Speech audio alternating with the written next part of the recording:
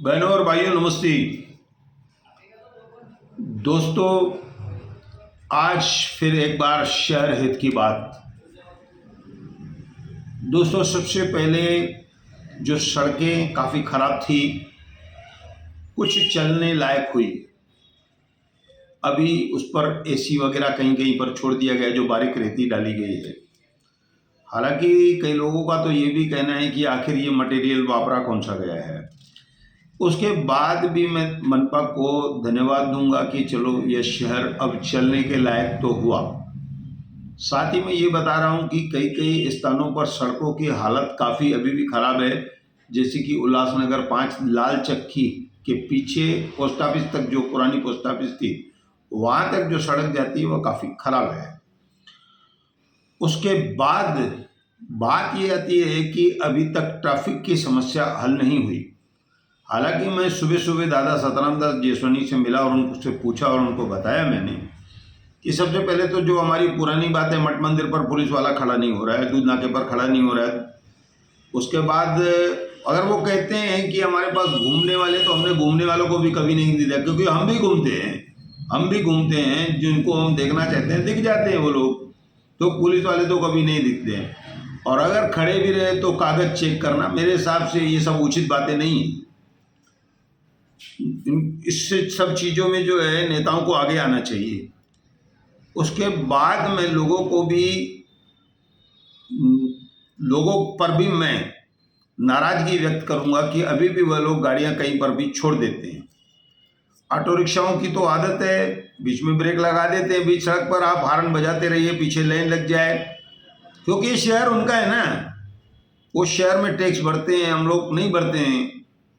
और कोई हमारे पास ऐसा नेता भी नहीं है ना उनको बुला करके एक बार बोल दे कि ये क्या तरीका है, यहाँ पुलिस को घूमते रहना चाहिए कि आखिर ऑटो खड़ी क्यों हुई। बाकी शहरों में तो नहीं होती, स्टैंड पर जाके खड़े हो जाती है रिक्शा।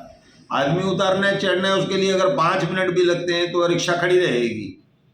उसके बाद दूध नाके पर अभी तक ऑटो रिक्शाएं खड़ी हैं।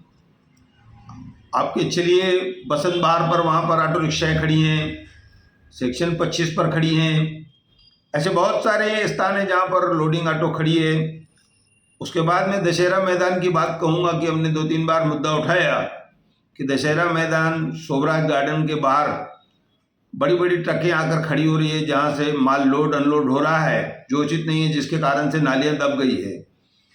नालियाँ दब गई। दूसरी बार क्या, अगर आपके पुलिस वाले आते तो उनको क्यों नहीं हटाते हैं, या उनको रोज दंड की रसीद देते हैं, या उनसे क्या उनकी साठगांठ है।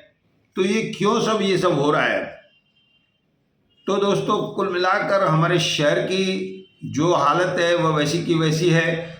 और सबसे बड़ी बात मैं आपको बताता हूँ, मैं श्री गणेश शिंपी साहब तक भी यह आवाज़ पहुँचाना चाहता हूँ कि गणेश शिंपी जी, आपको धन्यवाद है। अगर प्रभाग 4 और 3 से जो भी आदगाड़ियाँ हटी, उसमें आपका बड़ा योगदान है। और आपके आने के बाद से ये लोग फिर से काम पर लग गए हैं, जो आपके पीठ मुकादम हैं। लेकिन बहुत सारी चीज़ें ऐसी है, एक तो रास्तों के बाहर बहुत सारी चीज़ें जो इस शहर के लोग नहीं हैं, वह लोग माल बेचने के लिए वहाँ बैठ जाते हैं। और उसके बाद आप रात को मठ मंदिर वगैरह पे जाइए, जहाँ पर भी चने वाले खड़े हैं, सैंडविच वाले खड़े हैं, हर चीज़ ठेलों पर बिक रही है दुकानदारों के बाहर। तो दुकानदार कैसे व्यापार करें आखिर। आप जो ठेले वालों से जो रसीद फाड़ते हैं, उसमें 2 चीज़ें हैं मेरी जानकारी के अनुसार। एक तो वो लोग कचरा करते हैं, दूसरा उनको चलना है। किसी दुकान के बाहर नहीं रुक जाना है कि आपने 40 रुपये दिए और उसके 4 करोड़ की दुकान के बाहर खड़े हो गए। तो ये सब जो चीज़ें हैं, परसों भी मैंने देखा कि नेताजी पर 3 गाड़ियां एक साथ खड़ी है। रेस्टोरेंट जो हमारी हरदास मल की रेस्टोरेंट है, उसके बाहर 3 गाड़ियां खड़ी हैं। तो पूरे रास्ते पर आप आ जाइए, गांधी रोड वगैरह जहाँ पर भी आप चलेंगे, आपको गाड़ियाँ ऐसी मिलेंगी।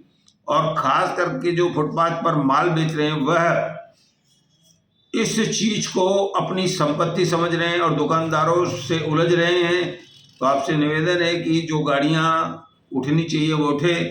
जो लोग बीच में लगा देते हैं, ये जो पाथरा लगा रहे हैं, ये जो लोग हाथ गाड़ियाँ लगा रहे हैं, महानगर पालिका और ट्रैफिक पुलिस मिल करके इन पर कार्रवाई करें। किसी ज़माने में रमेश भामे हुआ करते थे, तो वह ये सब करते थे, दोनों जन मिलकर के काम करते थे, ट्रैफिक और वो भी। मैं गणेश चिंपी साहब से, जो प्रभाग 4 के इस समय अधिकारी हैं, मैं उनसे एक बार निवेदन करूंगा कि कभी आप भी एक राउंड लगाइए कि पोजीशन क्या है। मैं आपको धन्यवाद देता हूं, आपने बहुत कुछ किया। जिस चीज़ को 20 सालों में कोई अधिकारी नहीं कर पा रहा था, उस चीज़ को आपने किया, लेकिन अभी जो बाकी है वह आपको करना है। मैं 2 चीज़ें और आपको बताता हूं। एक तो जो प्रभात टाकीज थी, जिस दिन वहां पर साईं आर्केड बना, शुरू हुआ, जिस दिन नारियल फोड़ा गया, बड़ी ऊंची बोलियां इस मार्केट की लगी, क्योंकि यह शहर में इकलौता ऐसा मार्केट बनना था। आज तक वह मार्केट पूरा नहीं हो पाया। उसके चारों तरफ से सब्जी वाले खड़े थे। यह उनकी निजी संपत्ति हो गई थी, उनसे लोग पैसे की वसूली कर रहे थे, उनको हटाया नहीं गया और वो मार्केट फ्लॉप हो गया। करोड़ों अरबों रुपए का जो मार्केट था।